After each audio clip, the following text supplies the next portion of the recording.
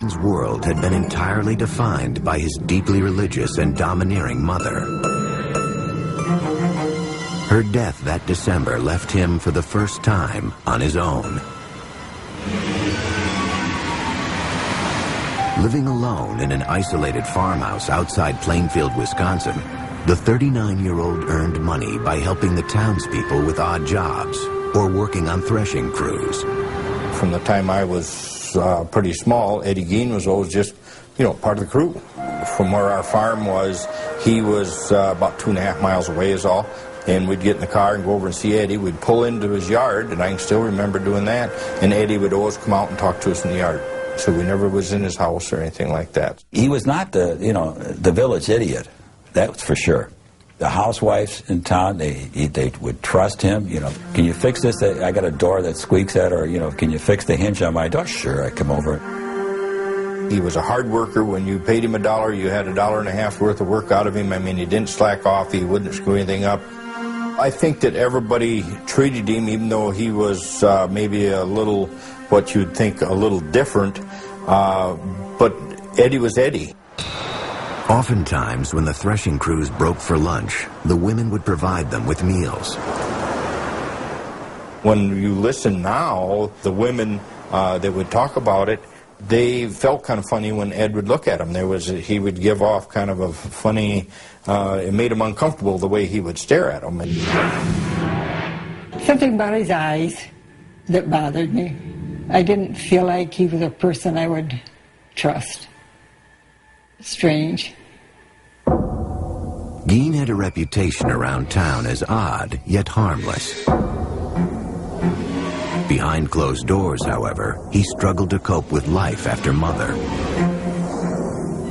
Psychiatrists who interviewed Гийн concluded that during the years after his mother's death, his psychological problems crossed the line into psychosis. Mr. Gín's mother's death affected him tremendously. He had no other person to communicate with or talk with.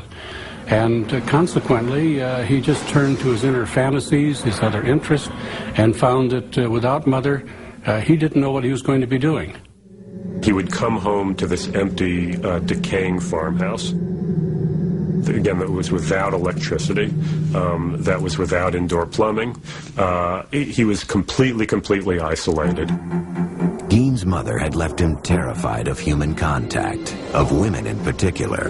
His loneliness, however, drove him to seek his own perverse sort of companionship. At some point, Гийн said, he began to make nighttime raids on local cemeteries.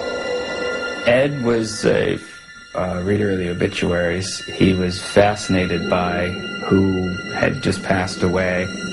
Ed would find out when the service was going to be, where the burial was going to be, and as quickly as he could get there in the dark of night, he would go and open that grave and get that body. Mr. Гийн substituted seemingly dead bodies for the activities that he had with his live mother before. If mother was gone, he needed someone who literally could take her place. Гийн took these desires to ghoulish extremes. Though it remains a mystery if he ever engaged in either sex with the corpses or cannibalism, some of the discoveries police would later make defied comprehension. There was what the police called a mammary vest, the upper torso of a woman that Гийн had taken from the body and preserved and attached straps to. And then there were leggings that had been made from the skin of a woman's legs. And at times, it was reported that he would sometimes walk around with this mammary vest that he had managed to make from female anatomy, and he would attach it to his body. And apparently also sometimes take one of the female genitals that he had removed from a corpse and stick those on himself as well, and pretend to be a woman. Eventually, however, violating the dead was not enough to satisfy Gín's morbid urges. It was around this time that he began patronizing Hogan's Tavern, a local watering hole owned by the bawdy, tough-talking Mary Hogan. That was one bar that hunters would, after you hunt long all day. You generally stop and have a soda pop. And I recall she was very huge and very jovial and joked a lot. Her nickname was Bloody Mary. Mary Hogan was indeed a dirty talker. She spoke in profanity like a truck driver or a sailor or whatnot. I think when Ed Gein saw Mary Hogan, he saw some kind of grotesque, dark mirror image of his mother. On the afternoon of December 8th, 1954, a local farmer stopped into Hogan's Tavern to pick up some ice cream for his daughter. He goes into the bar, and he knew immediately that something was wrong. There was blood all over the floor, and there was money on the floor, and he just turned around and beat it out of there.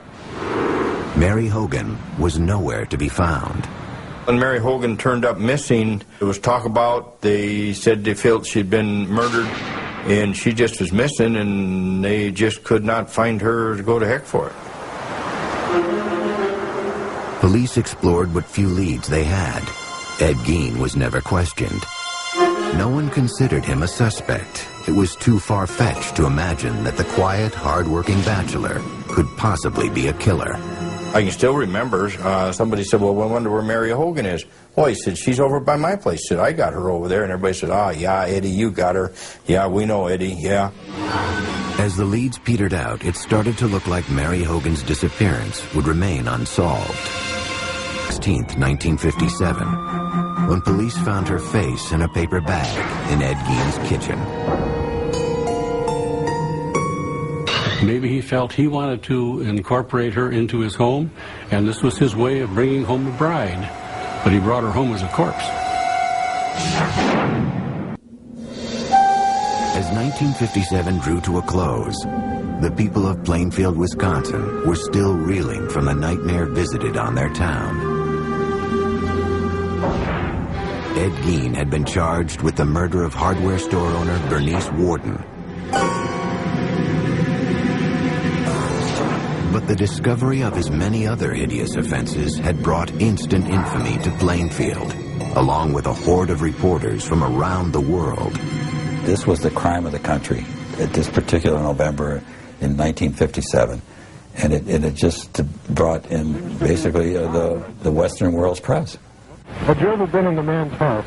No, sir. Never been in there. I'd like to talk now. Your name? As the incident wore on and it became so much a front page issue that lots and lots of people were saying, when can it just die down? When can it go away? It was disturbing to the population. We didn't really appreciate all of the media attention. I was stopped on the street once by a reporter from England, but I just said that I had nothing to say and no comments to make, and walked on. Outside of Plainfield, a different kind of response was taking hold. The spread of what came to be known as Gein humor. Well, I believe that the jokes sort of was an outlet for how everyone felt and the fear that they felt. One of them was, what was Ed's favorite dessert? And he says, lady fingers. Ed Gein gave his girlfriend a present on Valentine's Day. It was a box of farmers' fannies, you know. There were actually people thrown out of the restaurant in Plainfield for going and ordering Gein burgers and things. On January 6, 1958, hearings began to determine if Ed Gein was competent to stand trial for Bernice Warden's murder. Doctors who had evaluated Gein testified that he suffered from schizophrenia. They said he was prone to hallucinations and delusional thinking and believed he was an instrument of God with the power to raise the dead. You know, he'll talk about the most incredible, extraordinary horrors that are totally inconceivable to any normal person, but he does it in the tone as though he's talking about going to the grocery, you know, to buy his provisions for the week. In the end, the doctors said it all came back to Mother. This is the duality of